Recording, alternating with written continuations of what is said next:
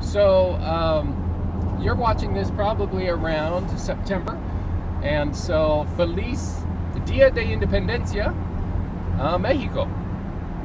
For many of you, you thought that the Mexican Independence Day was on May 5th, Cinco de Mayo, which it is not. It just celebrates a minor skirmish with the French on that day, and it's not even celebrated in all of Mexico. It's not widely celebrated in Mexico at all.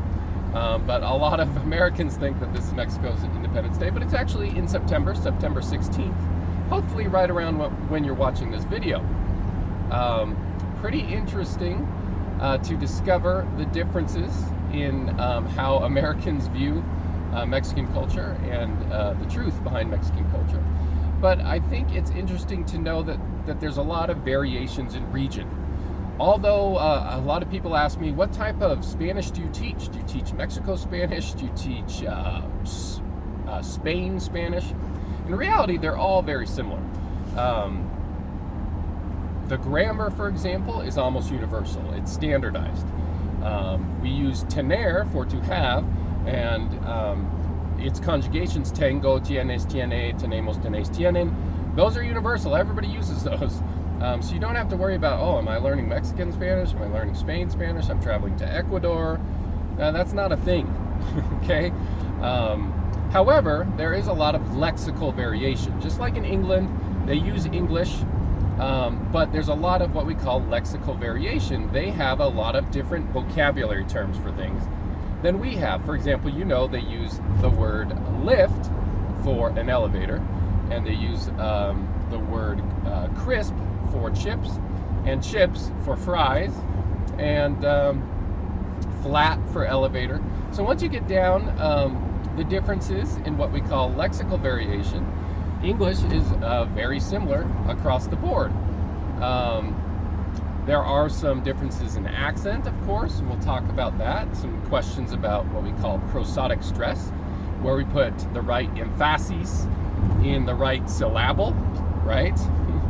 Or the lack thereof. In England, they put emphasis on a lot of syllables that we don't emphasize, and vice versa, right? So sometimes when we don't understand someone that's speaking English from England, it's an accent issue. Sometimes it's just we don't understand, or we don't recognize the vocabulary terms that they use.